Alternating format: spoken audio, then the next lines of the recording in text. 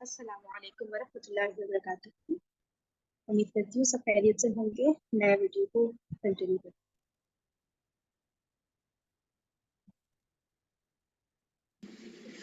पैसों के लिए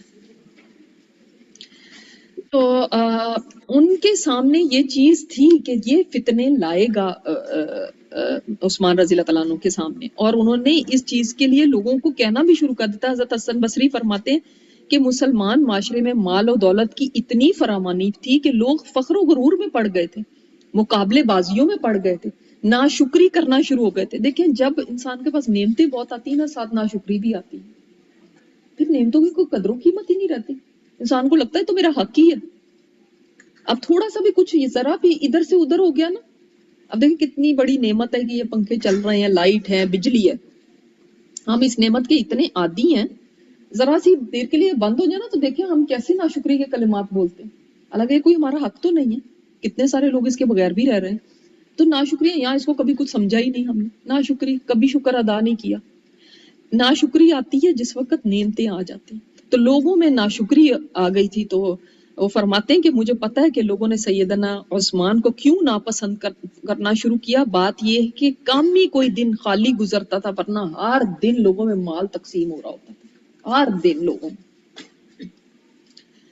तो फिर अतियात का सिलसिला इतना आम था, माल दौलत खाने पीने की चीजों की फरावानी। कहीं ये तो नहीं कि आज हमारे साथ भी यही वजह है कि ये जो हमारा जवाल आया हुआ, हमें मिला बहुत कुछ हुआ, अब हमें कोई जरूरत ही नहीं दीन की।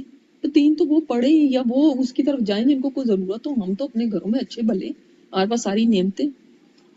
इसी वजह से आप देखें जिनके पास मालो दौलत ज्यादा थे, इल्ला माशाल्लाह, मैं नहीं कहती सारे, लेकिन जिनके पास मालो दौलत जितना ज्यादा था, वो नहीं कुछ समझते कि ये दीन कोई चीज है, या इसके लिए कोई वक्त निकाले, या इसके लिए कोई कुर्बानी दे। उनको जरूरत ही नहीं महसूस होती इसकी। तो ये हाल हो गया था कि चीजें इतनी फरावानी से थी, और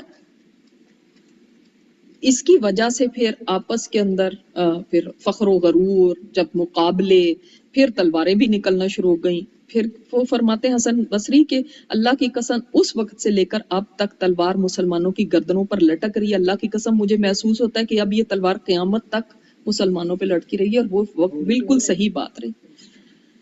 अल्लाह अकबर। इसी तरह हजरत उमर ने देखिए एक पॉलिसी रखी हुई थी, वो कहते थे कि जो बड़े बड़े सहाबा है ना, वो मदीना को छोड़ के नहीं जाएंगे।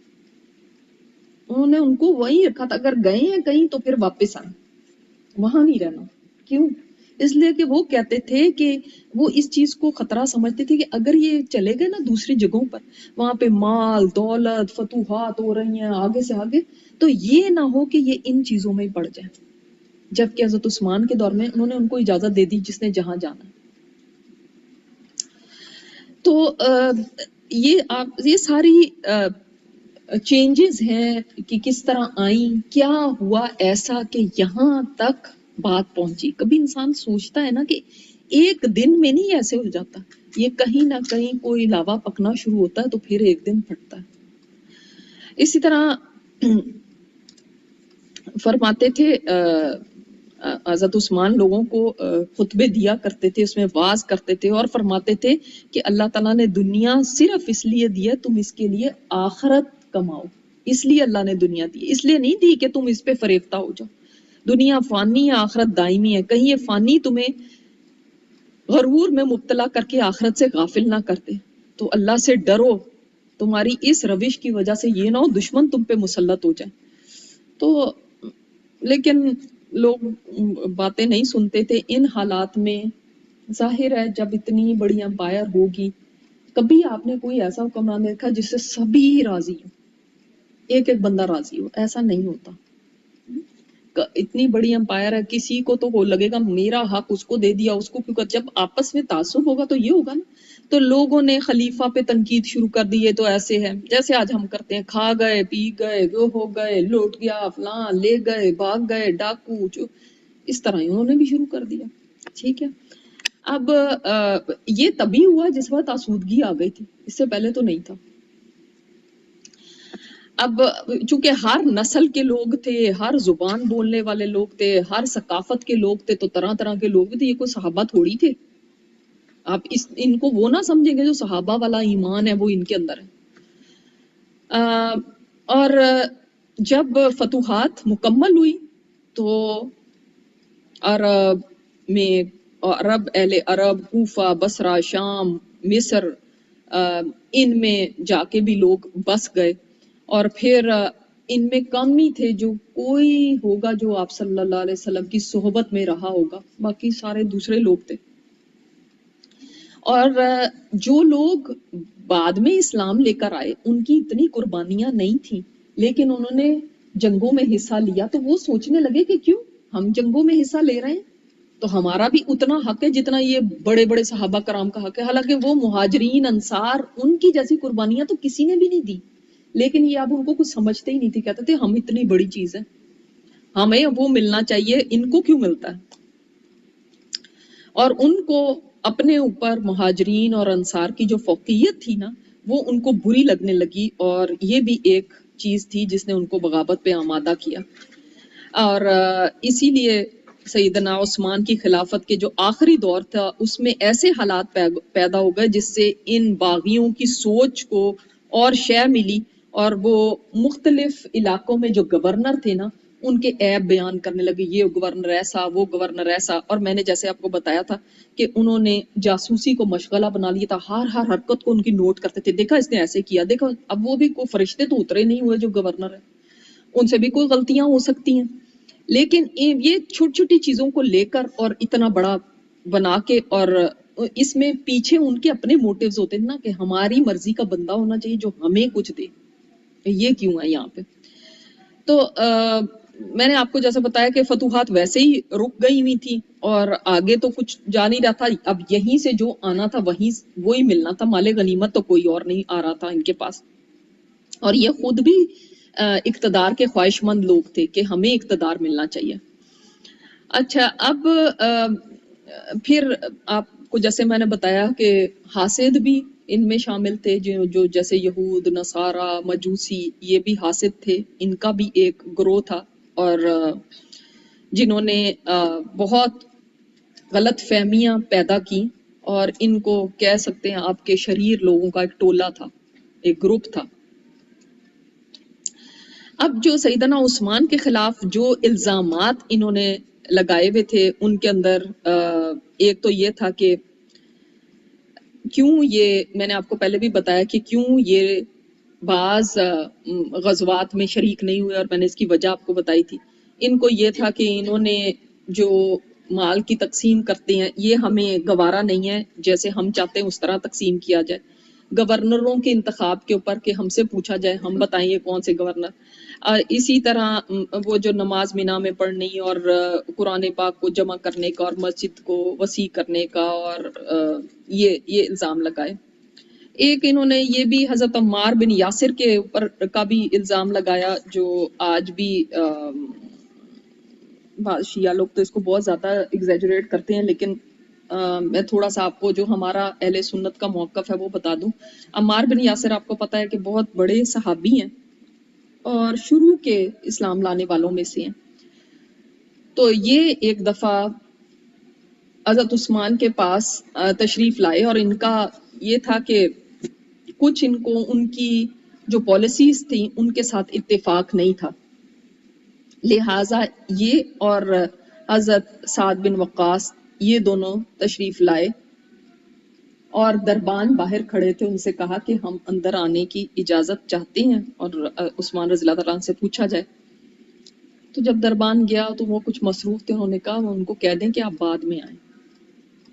تو سعد بن ابی وقاص نے تو مان لیا، لیکن عمار بن یاسر انہوں نے کہا نہیں، میں نے تو ابھی ملنا ان سے۔ دربان نے کہا نہیں، آپ تو ابھی نہیں مل سکتے۔ انہوں نے کہا نہیں، ان کو جا کے کہو کہ مجھے ابھی آپ سے ملنا، مجھے بہت ضروری بات کرنی۔ انہوں نے کہا نہیں، آپ تو نہیں۔ اسی میں تلخ کلامی ہو گئی اور دربان نے ان کو ایک چھڑی مار دی، جس کا شیعہ لوگوں نے اپنی کتابوں میں، ان کی کتابیں آپ پڑھیں گے تو اس میں لکھا ہوگا کہ کافی ان کو زیادہ مارا، جس سے وہ بے ہوش ہو گئے اور کئی دن بے ہوش پڑے رہے، اور پھر ایسے ہوا، اور ان کی آپس کے اندر بڑی ٹسل تھی، حالانکہ ایسا نہیں تھا۔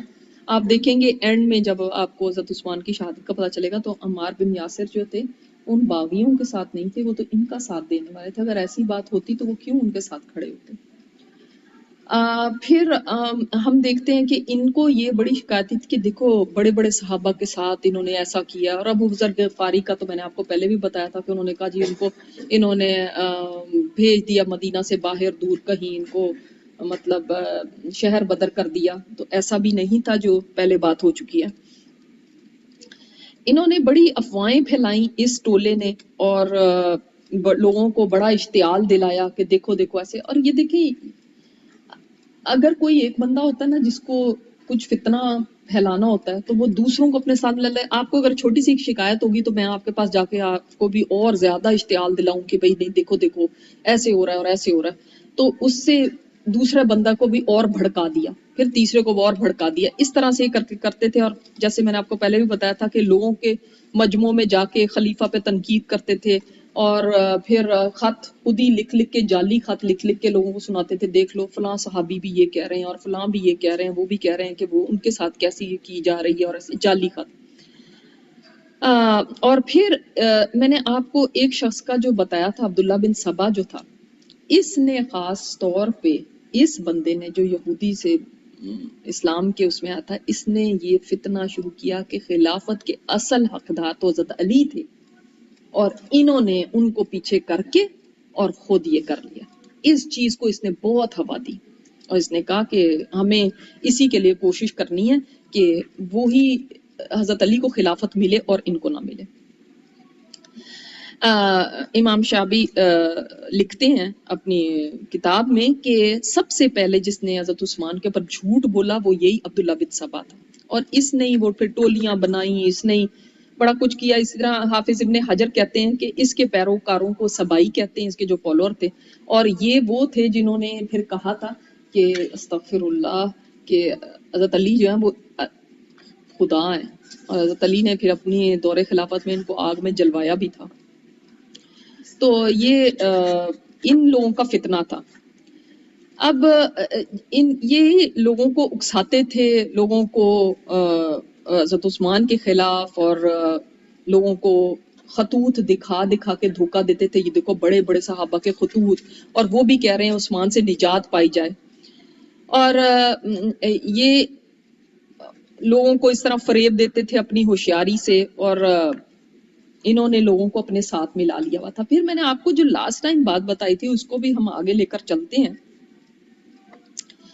کہ تھوڑا سا تو اس سے پہلے ہی حضرت عثمان نے کیا کیا تھا، جب ان کو پتہ چلنا شروع ہو گیا تھا کہ لوگوں کے اندر ایسے شرپسند ہیں اور ایسے گروہ آ چکے ہیں اور لوگوں کو ایسا فساد کی طرف کر رہے ہیں، تو انہوں نے گورنروں کو بلایا، اپنے قریبی صحابہ کو بلایا، ان سے مشورے لیے کہ کیا کیا جائے۔ کسی نے کہا ان کو قتل کر دیں، کسی نے کہا ان کو جلا وطن کر دیں، کسی نے کہا ان کے ساتھ سختی کریں، کسی نے کچھ کہا۔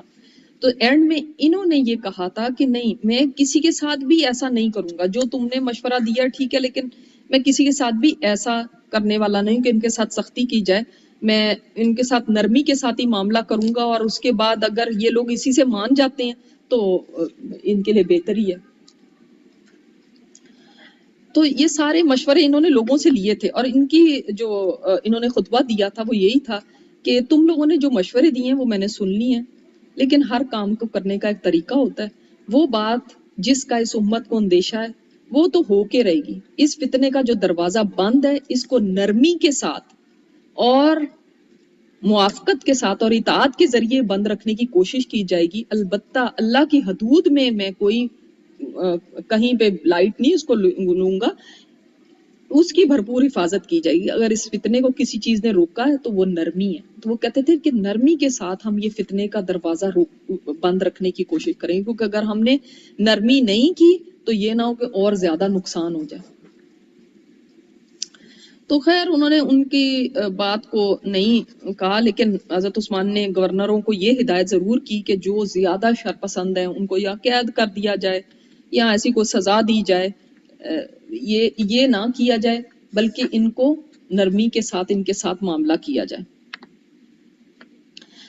اچھا، پھر ہم یہ دیکھتے ہیں کہ جب یہ شرپسند اتنے زیادہ بھڑک رہے تھے نا، اس وقت سیدنا معاویہ، اب آپ دیکھ لیں کہ معاویہ جو ہے وہ کزن ہے ان کے، اب آپ کو یہاں سے بھی پتہ چلے گا اور اینڈ میں بھی آپ کو پتہ چلے گا کہ کتنے انہوں نے یعنی کتنی وفاداری کا بھی ثبوت دیا تھا کہ سیدنا معاویہ شام جانے سے پہلے، کیونکہ یہ لوگ گورنر وغیرہ آئے ہوئے تھے ادھر، تو شام جانے سے پہلے سیدنا عثمان کی خدمت میں حاضر ہوئے اور انہوں نے عرض کیا امیر المومنین حالات کچھ صحیح نہیں ہیں، اس سے پہلے کہ حالات قابو سے باہر ہو جائیں آپ میرے ساتھ شام تشریف لے چلیں، کیونکہ وہاں میرا قبضہ ہے، کیونکہ وہاں کے گورنر تھے اور لوگ ان کو بڑا پسند کرتے تھے۔ تو سیدنا عثمان نے فرمایا کہ میں رسول اللہ صلی اللہ علیہ وسلم کی ہمسائیگی چھوڑ کے کہیں نہیں جاؤں گا، چاہے میری گردن تن سے جدا کر دی جائے۔ سیدنا معاویہ نے عرض کیا تب میں شام سے ایک فوجی دستہ بھیج دیتا ہوں جو یہاں پہ آپ کی حفاظت کرے اور یہاں کے خطرات سے نپٹے تو اور اہل مدینہ کا دفاع کر سکے۔ تو سیدنا عثمان نے جواب دیا کہ نہیں، اس سے یہاں کی اکنامک حالات ہے نا خراب ہو جائیں گے، معاشی حالات خراب ہونے کا خطرہ ہے، کیونکہ آبادی بڑھ جائے گی، خوراک کے مسائل ہو جائیں گے، تو میں آپ صلی اللہ علیہ وسلم کے پڑوسیوں کو اور مہاجرین اور انصار کو ہرگز تنگ نہیں کرنا چاہتا۔ تو سیدنا معاویہ نے فرمایا امیر المومنین اللہ کی قسم آپ پر اچانک حملہ ہوگا یا پھر آپ کو جنگ کرنی پڑے گی۔ تو سیدنا عثمان نے فرمایا میرے لیے اللہ کافی ہے اور وہی سب سے اچھا کارساز۔ تو ان کو پتا تو تھا کہ شرپسند ایسا کر رہے ہیں اور شرپسند کن ایکٹیویٹیز میں لگے ہوئے ہیں۔ آپ لوگ کو کہیں پہ بھی کوئی چیز ایسی ہو نا مس ہو جائے یا کچھ ہو کے دوبارہ پے کریں یا تھوڑا پیچھے سے، تو آپ لوگ مجھے بول دیا کریں، ٹھیک ہے نا، تو میں کر دوں گی۔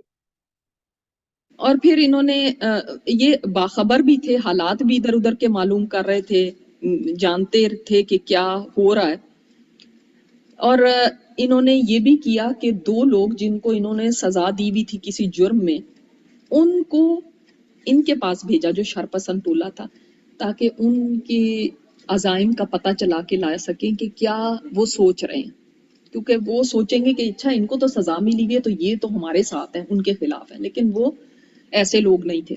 جب وہ ان کے پاس گئے اور ان سے کھود کرید کی تو انہوں سے پوچھا کہ مدینہ میں کون تمہارے ساتھ، انہوں نے کہا 3 لوگ ہمارے ساتھ وہاں پہ بھی ہیں۔ پھر ان سے پوچھا کہ ان سے تمہارے کوئی عہد و پیمان ہوئے، انہوں نے کہا نہیں کچھ نہیں ہوئے۔ تو پھر انہوں نے کہا کیا کرنا چاہتے ہو، تو انہوں نے پھر اپنا پورا منصوبہ بتایا کہ ہم عثمان رضی اللہ تعالیٰ عنہ کو چند باتیں یاد دلانا چاہتے ہیں جن کے بارے میں ہم لوگوں کو پہلے ہی بتا چکے، 2 باتیں ہم نے لوگوں کے دلوں میں پکی کر دی ہیں، پھر ہم واپس جا کے عوام کو بتائیں گے کہ ہم نے امیر المومنین کو باتیں یاد دلائیں لیکن انہوں نے تو ہماری بات ہی نہیں سنی نہ توبہ کی۔ اس کے بعد ہم حاجیوں کی بھیس میں جائیں گے اور ان کا محاصرہ کر کے تو ان کو ہٹا دیں گے ان کی خلافت سے، اگر انہوں نے خلافت چھوڑنے سے انکار کر دی تو ہم ان کو قتل کر دیں گے، اور کوئی تیسری صورت تو ہم نے قبول کرنی نہیں۔ واپس آ کے انہوں نے یہ بات، یہ جو 2 لوگ تھے انہوں نے یہ بات حضرت عثمان کو بتائی تو وہ ہنس پڑے اور فرمایا اے اللہ انہیں اس فتنہ پرورداری سے تو بچا لے، اور اگر تو نے انہیں نہ بچایا تو یہ لوگ بدبخت ٹھہریں گے۔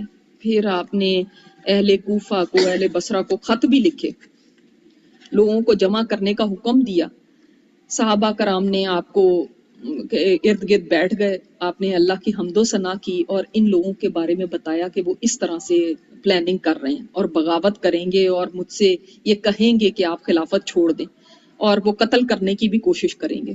اس پہ تمام مسلمان متفق کا تاثرات کہ سارے تاثرات یہ تھے کہ امیر المومنین ان کو آپ قتل کر دیں کیونکہ وہ آپ کے خلاف بغاوت کر رہے ہیں، لیکن سیدنا عثمان نے ان کو قتل کرنے سے منع کیا۔ انہوں نے کہا یہ تجویز میں نہیں مانوں گا، ہم کسی مسلمان کو اس وقت تک قتل نہیں کر سکتے جب تک کہ وہ کسی جرم کا ارتکاب نہ کریں۔ انہوں نے تو سازش کی ہے نا، اب اس کے اوپر میں ان کو قتل نہیں کر سکتا، اگر وہ کوئی جرم کریں گے جیسے قتل کے بدلے قتل یا مرتد کوئی ہو جائے تو پھر ہم ان کے اوپر کریں گے، تو لیکن ادروائز میں ان کو نہیں قتل کر سکتا۔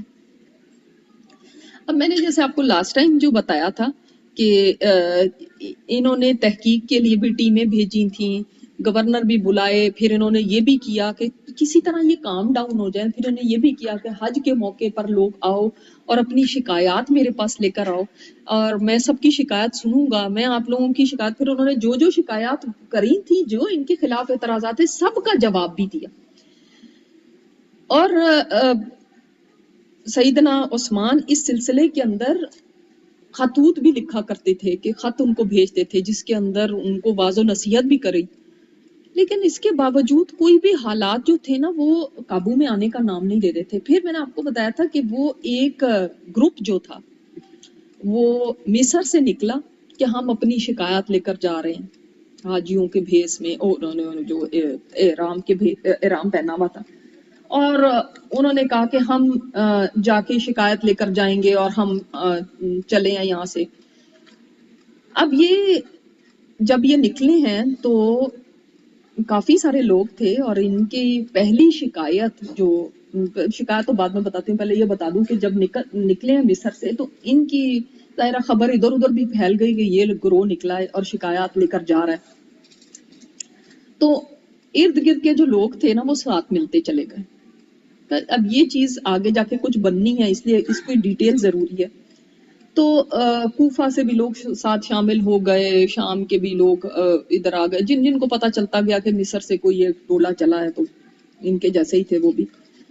اور جب یہ قریب آئے مدینہ کے تو ان کو پتہ چلا کہ عثمان رضی اللہ تعالیٰ عنہ تو مدینہ میں نہیں ہے، وہ ایک قریبی گاؤں تھا وہاں پہ ہیں، تو یہ وہاں گئے اور ان سے انہوں نے کہا کہ ہم آپ سے ملاقات کرنا چاہتے ہیں۔ تو یہ ان سے ملاقات کرنے کے لیے جب گئے ہیں تو وہاں پر انہوں نے حضرت عثمان کے سامنے اپنی شکایات رکھی، جن میں پہلی شکایت یہ تھی کہ آپ انصاف نہیں کرتے، آپ نے جو مال تقسیم کرنے میں نا انصاف نہیں کرتے۔ اصل میں بات یہ تھی کہ ہمیں زیادہ دیں، ہمیں کم دیتے ہیں۔ یہی ہوتا ہے نا آپ کے ملک میں، صوبے ہیں نا، ہر صوبہ دوسری کی طرف کیا کہتا ہے، یہ اس نے کھا لیا ہمیں نہیں ملا، آپس میں پھر کیا ہے، لڑائی ہے نا، اسی طرح ملک ٹوٹتے ہیں نا، انہوں نے کھا لیا اور ہمیں محروم رکھا۔ انہوں نے کہا جی آپ تو مال تقسیم ہی صحیح نہیں کرتے۔ دوسری انہوں نے کہا کہ ہمارے جو باغی جو ہمارے ساتھ شرپسند تھے نا، کہ ان میں سے کچھ کو تو قید کر دیا گیا، کچھ کو جلا وطن کر دیا گیا جی، ایک تو ہمارا جو ساتھی تھا اس کو جی مار مار کے گورنر نے اس کو مار ہی دیا ہے، تو ان کو چھوڑا جائے، ان کو رہا کیا جائے۔ اچھا، اور تیسرا ان کا یہ تھا کہ گورنروں کے بارے میں ہم اتفاق نہیں کرتے کہ آپ نے جو گورنر لگائے ہیں اب ہماری مرضی کے گورنر لگائیں۔ یہ تین باتیں تھیں جو ان مین پوائنٹس تھے، ٹھیک ہے۔ تو عثمان رضی اللہ تعالیٰ انہوں نے ان کی شکایات کو سنا، اور ان میں سے ایک نے کہا کہ آپ قرآن کھولیں۔ قرآن کھولا تو اس نے کہا کہ یہ آپ آیت دیکھیں، سورہ یونس کی آیت تھی جو آیت نمبر 59 ہے، کہ جس میں ہے کہہ دیجئے بھلا دیکھو تو اللہ نے تمہارے لیے جو رزق نازل کیا ہے پھر تم اس میں سے کچھ حرام کرتے ہو اور کچھ حلال کرتے ہو، کہہ دیجئے کہ اللہ نے تمہیں اس کا حکم دیا یا تم اللہ پہ جھوٹ باندھتے ہو۔ وہ ایسا تھا، اس نے کہا یہ آپ پڑھیں غور سے۔ اچھا، خوارج بھی ایسے ہی کرتے ہیں، یہ آپ پڑھیں غور سے۔ آپ بتائیں جو چراگاہیں آپ اپنے لیے خاص کی ہوئی ہیں، یہ اللہ نے آپ کو حکم دیا یا اللہ پہ جھوٹ آپ باندھتے ہیں؟ آپ نے فرمایا آگے چلو، اس کی شان نزول تو یہ ہے، یہ تو کافروں کے بارے میں اتری تھیں کہ جب وہ شرک کرتے تھے تو اللہ تعالیٰ نے فرمایا کہ اللہ نے تمہیں اس شرک کا حکم دیا یا تم خود ہی اللہ کے اوپر کوئی جھوٹ باندھ رہے ہو، تم میرے اوپر کیسے یہ بات لے کر آ رہے ہو؟ پھر اس نے کہا دیکھیں اب جو صدقے کے اونٹ ہیں وہ آپ نے اپنے لیے خاص کیے ہیں، جب آپ اور اس میں اضافہ کرتے گئے اور آپ نے اپنے لیے خاص کیا، اور ایک ایک آیت پڑھ پڑھ کے نا اعتراض کرتا جا رہا تھا کہ یہ چیز کیا اللہ نے آپ کو حکم دی ہے، یہاں آپ اللہ کے اوپر جھوٹ باندھے، یہ چیز یہ اللہ نے آپ کو حکم دی، آیت کچھ اور تفسیر کہاں سے کر رہے ہیں۔ اور آج تک ایسے ہی ہے، لوگ قرآن کی آیتیں نکالتے ہیں نا، دیکھو، اور کس کو کس کے ساتھ ملا کے اور کہتے ہیں دیکھو یہ قرآن میں تو ہے۔ اور یہ کون سکھا رہا ہے؟ جو نہ صحابی ہے نہ اس کا کوئی ایسا سٹیٹس ہے، اور وہ کس کو سکھا رہا ہے؟ وہ جو عشرہ مبشرہ میں سے ہے، جو آپ صلی اللہ علیہ وسلم کے 2 دفعہ داماد بنے، جن کے بارے میں آپ صلی اللہ علیہ وسلم نے فرمایا آج کے بعد عثمان جو بھی کچھ کر لے اس کو کوئی چیز بھی نقصان نہیں دے گی، ان کو سکھا رہے ہیں۔ وہ عثمان رضی اللہ تعالیٰ عنہ جو ایک رات میں پورا قرآن پڑھ لیتے تھے، وہ عثمان رضی اللہ تعالیٰ عنہ جن کو قرآن سے اتنی محبت تھی، میں نے آپ کو بتایا کہ وہ اتنا قرآن پڑھتے تھے، اسی لیے اللہ نے ان کو یہ سعادت دی قرآن کو جمع کرنے کی ایک ہی رات، یہ ان کو سکھا رہے ہیں۔ اور آگے سے آگے پھر انہوں نے فرمایا کہ مجھے یہ پتا ہے کہ یہ آیت کب نازل ہوئی، کن حالات میں نازل ہوئی، کس کے لیے نازل ہوئی، لیکن آپ کو پتا ہے کہ ایسے لوگ سننے کو تیار نہیں ہوتے اور انہوں نے اپنی انٹرپریٹیشنز کی ہوتے ہیں. آج بھی جو خوارج کے وہ ہیں جن لوگوں کو یہ لوگ کہتے ہیں کہ یہ جہاد ہے اور لڑنے کے لیے ینگسٹرز کو بھرتی کرتے ہیں اور پھر کیا کیا جہاد کی آیتیں نکال کے دیکھو قرآن میں یہ لکھا اور ان کو الٹے راستے پہ لگاتے ہیں. وہ یہی کرتے ہیں اپنی منمانی تفسیریں. پھر اس کے بعد ان لوگوں نے اور بھی جو شرائط تھیں وہ ساری ان کے سامنے رکھی. تو انہوں نے سب ان کی شرائط کو جو بھی انہوں نے آگے رکھی تھی ان سب کو ایڈریس کیا اور انہوں نے کہا کہ ٹھیک ہے ہم پھر اب ہم جب انہوں نے بات مان لی خلیفہ نے تو پھر انہوں نے کہا ٹھیک ہے اب ہم جاتے ہیں اور خوش و خرم واپس چلے گئے. مطلب واپس چلے گئے سے مطلب ہے کہ ان کی مجلس سے چلے گئے. اور جو ایک مقام تھا وہیں پہ ٹھہرے تھے تو حضرت عثمان نے ان سے مذاکرات کے لیے گیو اینڈ ٹیک بھائی انہوں نے کہا یہ والا گورنر لگانا ہے یہ والا ساری ان کی باتیں مان لی تھی. اب آپ جائیں حضرت علی سے فرمایا کہ اب آپ جائیں اور جا کے ان کے ساتھ بات چیت کر کے سارا فائنلائز کر لیں. تو علی رضی اللہ تعالیٰ عنہ گئے اور 5 شرائط پہ صلح ان کے ساتھ کر لی کہ جو جلا وطن افراد ہیں وہ ان کو واپس آنے کی اجازت دی جائے گی, جن کے وظائف بند کر دی ان کے وظائف جاری کیے جائیں گے, تقسیم مال میں عدل و انصاف اور زیادہ مطلب آپ کو دیا جائے گا اور عدل و انصاف ہوگا, امانت دار لوگ لگائے جائیں گے آپ کے گورنر اور ایسی باتیں ساری کر کے تو ان کے ساتھ سارا ڈن کر کے. اور پھر انہوں نے یہ بھی کہا تھا کہ ابو موسیٰ اشعری کو کوفے کا گورنر رہنے دیا جائے تو ان کو رہنے دیا جائے, اور عبداللہ بن ابی سراح آپ کو پتا ہے کہ حضرت عثمان نے ان کو لگایا تھا تو انہوں نے کہا ان کو ہٹا کے عمر بن العاص کو لگایا جائے, وہ ٹھیک ہے وہ بھی مان لی گئی.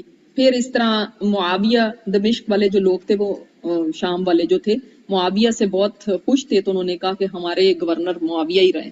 ٹھیک ہے چلو ساری باتیں ان کی مان لی گئی. اب یہ لوگ چلے واپس جانے کے لیے. یہاں پہ یہ میں نے آپ کو یہاں پہ بات بتائی تھی کہ جب یہ واپس جانے لگے تو اس وقت راستے میں ایک سوار ان کو ملا جو بڑی تیزی سے جا رہا تھا اور انہوں نے اس کو پکڑ لیا. کچھ یہی بات کہی جاتی کہ پکڑ لیا اس طرح کہ بھئی ان کو سسپیشس لگا کہ یہ کون ہے جو اس طرح جا رہا ہے.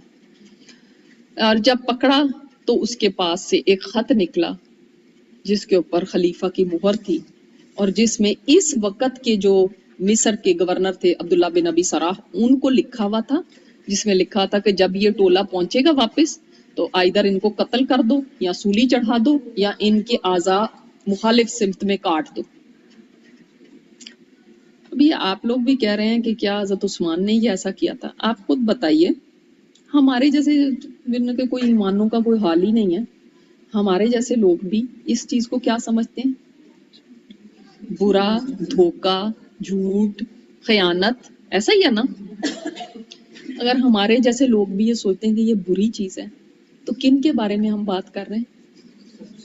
عثمان رضی اللہ تعالیٰ عنہ کے بارے میں. ان سے توقع کر سکتے ہیں آپ کہ یہ چیز ہو وہ کریں گے؟ اگر انہوں نے ان کے ساتھ ایسا کرنا ہوتا تو آپ خود بتائیے, کامن سینس کی بات سوچیں, کیا وہاں لے جا کے ان کے ساتھ یہ کرنا جہاں پہ ان کے اپنے لوگ ہیں اور بھی شرپسند ٹولے ہیں اور بھی فسادی لوگ ہیں, وہاں پہ یہ لے جا کے کرنا زیادہ آسان تھا یا یہاں پہ کرنا زیادہ آسان تھا؟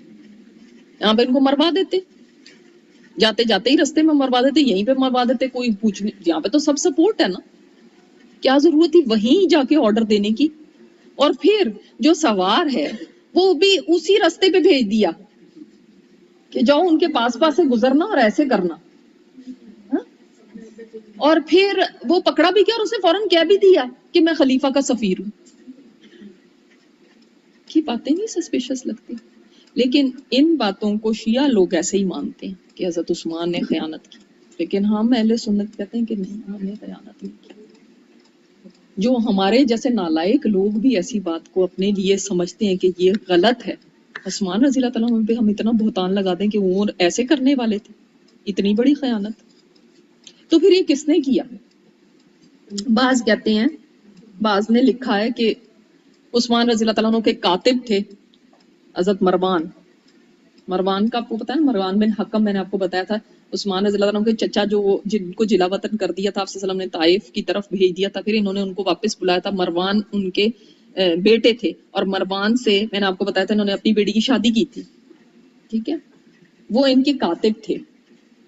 بعض کہتے ہیں کہ جی انہوں نے لکھ دیا ہوگا کیونکہ ان کے پاس ہی تھا، اور یعنی مہر ان کے پاس تھی، اور ساتھ انگوٹھی بھی تھی حضرت عثمان کی. تو انگوٹھی دیکھے تو کوئی کسی سفیر کو نہیں بھیجتا. ہاں مگر حضرت عثمان سوچیں ان لوگوں کے ساتھ کچھ دن رہے تھے نا، جب سے سارے مذاکرات ہو رہے ہیں، کیا کس وقت ان کی انگوٹھی گم ہو گئی تھی. آپ یہ دیکھیں نا کہ جیسے یہ جو چال بازی ہوتی ہیں، جو سازشیں ہوتی ہیں، جو سازشی ٹولے ہوتے ہیں، وہ کیسے ہوتے ہیں. اچھا پھر کیا ہوا کہ وہ انگوٹھی بھی ہے پاس، مہر بھی لگی ہوئی ہے، تو جی انہوں نے کرایا ہوگا کیونکہ یہ چاہتے ہوں گے کہ جو ہے نا ان کو ختم کروا دیں. حالانکہ حضرت مروان جو ہیں ان سے کئی حدیث بخاری نے روایت کی ہیں، بخاری نے ان سے لی ہوئی. ان کے بارے میں سب کا بہت اچھا ہے کہ یہ ایسے انسان نہیں تھے، اور اگر ایسی بات ہوتی تو جب وہ پکڑے گئے تھے اور حضرت عثمان کی شہادت تک کا وقت آ گیا تو مروان منہ سے نہ بولتے کہ ان کا قصور نہیں تھا، میرا تھا. اگر وہ وفاداری کی وجہ سے کیا تھا تو اپنے آپ کو پیش کر دیتے کہ میں نے کیا تھا، یہ ان کا قصور نہیں ہے. لیکن انہوں نے کبھی بھی یہ نہیں کہا. بعد میں یہ خلیفہ بھی بنے تھے اور اپنی پوری لائف میں انہوں نے یہ نہیں کہا کہ میں نے کیا. اب سوال یہ پیدا ہوتا ہے کس نے کیا پھر. تو آپ دیکھیں کہ جب بھی کسی جرم کی کھوج لگائی جاتی ہے تو جب پتہ نہیں چل رہا ہوتا کس نے کیا ہے تو ہم کیا دیکھتے ہیں، کس کو فائدہ پہنچا، اس سے کس کو فائدہ پہنچا. اس میں ہم دیکھتے ہیں کہ یہ شر پسند ٹولہ پھر واپس آیا. ان کے 2 لوگ ابھی بھی وہیں پہ موجود تھے، آئے نہیں تھے ساتھ ان کے. وہ کیوں وہیں پہ رہے جبکہ سارے واپس جا رہے تھے. تو یہ بھی ایک پوائنٹ سوچنے کا ہے. اور پھر جس وقت ایسا ہوا تو آپ یہ دیکھ لیں کہ جو لوگ نہیں چاہتے تھے کہ صلح صفائی ہو، اور جو لوگ یہ چاہتے تھے کہ حضرت عثمان کو خلافت سے ہٹایا جائے، ان کا تو سارا پلان ہی خراب ہو گیا. انہوں نے تو ساری باتیں مان لی. اور آپ کو میں نے ابھی اسی لیے وہ بات بتائی کہ انہوں نے کہا تھا کہ ہم ایسا کریں گے کہ ان کے سامنے کچھ باتیں رکھیں گے. وہ جو 2 لوگ گئے تھے نا حضرت عثمان نے ان کو بھیجا تھا، اور انہوں نے کیا پتہ کرا کے بتایا تھا کہ ہم ان کو کہیں گے خلافت سے دستبردار ہو جائے ورنہ ہم ان کو قتل کر دیں گے. تو یہ تو پہلے سے انہوں نے سازش کی ہوئی تھی. لیکن یہ تو کچھ اور ہی ہو گیا، یہ تو الٹ ہو گیا. تو بڑی صلح صفائی سے لوگ واپس جا رہے ہیں، ایسا تو نہیں ہونا چاہیے تھا. اب یہ ساری پلاننگ ہوئی اور اس کے بعد سیدنا علی نے قسم کھا کے فرمایا کہ اللہ کی قسم یہ سارا منصوبہ مدینہ میں بنایا گیا، یہ سارا پلاننگ تھی، یہ ایسے نہیں تھا کہ ایسے ہی ہو گیا ایسے. اور جن لوگوں کا مفاد یہ اس میں تھا کہ ان کو خلافت سے ہٹایا جائے، ان کا سارا پلان چوپٹ ہوتا ہوا نظر آ رہا تھا، جس کی وجہ سے انہوں نے یہ کیا کہ یہ ساری اسکیم بنائی اور اس طرح سے ان لوگوں کے ہاتھوں یہ لیٹر پکڑا گیا. اب جس وقت یہ لیٹر انہوں نے جب پڑھا تو ظاہر ان کے اندر بہت غصہ اور انتقام، اور انہوں نے کہا کہ ہمارے بارے میں ایسا کہا ہے. تو اب وہ جو اندر تھی نا بات، وہ جو لاوا پکڑا تھا، اب وہ ابلنے کا وقت آ گیا. اور یہ کوئی تھوڑے لوگ نہیں تھے، کہتے ہیں کہ 300 سے تو زیادہ ہی تھے، اوپر 1000 کے قریب جا رہے تھے یہ لوگ. ٹھیک ہے، اتنے لوگ 300 سے 1000 کے درمیان کے لوگ تھے. اب انہوں نے فوری فیصلہ کیا کہ ہم تو اب مدینہ جائیں گے اور ہم نے ان کو نہیں چھوڑنا، یہ تو خلافت سے اترے. انہوں نے 3 مطالبات رکھے تھے. نمبر 1، آپ خلافت سے دستبردار ہو جائیں. نمبر 2، آپ اپنے آپ کو ہمارے سامنے پیش کریں قصاص کے لیے. کیوں؟ اس لیے کہ آپ نے ہمیں قتل کرنے کی سازش کی ہے. اور نمبر 3، نہیں تو ہمارے سے لڑنے کو تیار ہو جائیں، ہم آخری دم تک لڑیں گے آپ کے ساتھ. یہ 3 باتیں تھیں. اب سیدنا عثمان کے سامنے جب یہ بات آئی تو انہوں نے تو یہ فرمایا کہ واللہ مجھے تو اس کے بارے میں پتہ بھی نہیں ہے کہ یہ کوئی خط ہے. ان کو تو کانوں کان خبر نہیں تھی. اور انہوں نے یہ بھی فرمایا کہ ایسے خطوط تو کئی جال سازی کے ساتھ لوگ لکھ دیتے ہیں، میں نے تو ایسا کوئی خط نہ کہا لکھنے کو، نہ مجھے اس کے بارے میں پتہ ہے. اور یہ جیسے میں نے آپ کو بتایا کہ یہ لوگ پہلے بھی صحابہ کرام کے نام سے خط لکھ کے نا تو ادھر ادھر بھیجتے رہتے تھے. سیدہ عائشہ پر بھی اسی طرح انہوں نے جھوٹ باندھا تھا کہ انہوں نے لوگوں کو خط لکھا ہے کہ سیدنا عثمان کے خلاف بغاوت کریں اور ایسے کریں، ایسا خط بھی تھا، جبکہ انہوں نے کہا میں تو کبھی ایسا خط ہی نہیں لکھوایا۔ ابن کثیر لکھتے ہیں کہ یہ بہتان اور جھوٹ تھا، شرپسندوں نے جعلی خط لکھ کے اور اس کو ان کی طرف منسوب کر دیا تھا، اور ایسے خطوط پہلے بھی یہ لکھ چکے تھے، اس طرح کے جعلی خط۔ تو انہوں نے کسی طرح سے ان کی انگوٹھی لی، کس طرح سے مہر تک پہنچے ہیں لگا کے، یا مہر لگائی، یا کس کی مہر لگا دی، وہ والی تھی بھی یا نہیں تھی، اور بس یہ پھیلا دیا دیکھو اس کی خلیفہ کی دی بھی مہر ہے۔ تو جب یہ مدینہ میں داخل ہوئے، میں نے آپ کو بتایا تھا اس طرح انتقام کرتے ہوئے، تو صحابہ کرام ایک دم پریشان ہو گئے، اور ان کو پتہ چل گیا تھا کہ اب کچھ بہت بڑی چیز ہونے والی ہے۔ حضرت حذیفہ بن یمان فرماتے ہیں کہ انہوں نے جو خطرہ دیکھ لیا تھا نا، فرماتے ہیں یہ ان کو شہید کرنے کے لیے آئے ہیں، اب یہ ان کو شہید کر دیں گے۔ اور لوگوں نے پوچھا کہ وہ احادیث کو جانتے تھے نا، ان کو پتہ تھا فتنے ایسے ہوں گے، تو ان لوگوں نے پوچھا کہ آپ یہ کیسے کہہ سکتے ہیں، حیران ہو کے کہا، تو فرمایا نہیں واللہ ایسا ہی ہوگا، اور وہ یعنی عثمان رضی اللہ عنہ جنت میں ہوں گے اور یہ لوگ جہنم میں ہوں گے۔ اب یہ لوگ شور مچاتے اور اس طرح کرتے حضرت عثمان کے گھر تک پہنچ گئے، اور ان کو کہا کہ آپ باہر نکلیں۔ عثمان رضی اللہ عنہ جب باہر آئے تو انہوں نے کہا کہ آپ یہ بتائیں یہ خط آپ نے لکھا ہے ایسے؟ تو انہوں نے کہا کہ نہیں میں نے تو یہ خط نہیں لکھا، اگر تم میرے اوپر الزام لگاتے ہو تو 2 گواہ لے کر آؤ اس کے اوپر، اگر تم گواہ نہیں لے کر آتے تو میں قسم کھا کے کہتا ہوں کہ میری قسم جو ہے وہ گواہی کی برابر ہوگی، میں قسم کھا کے کہتا ہوں کہ یہ میں نے نہیں لکھا۔ اب چلیں انشاءاللہ کل کنٹینیو کرتے ہیں، ٹھیک ہے؟ سیشن کا ٹائم اینڈ ہو گیا ہے۔ جزاک اللہ خیرا کثیرا، سبحانک اللہم و بحمدک، نشہد ان لا الہ الا انت، نستغفرک و نتوب الیک۔ السلام علیکم و رحمۃ اللہ وبرکاتہ۔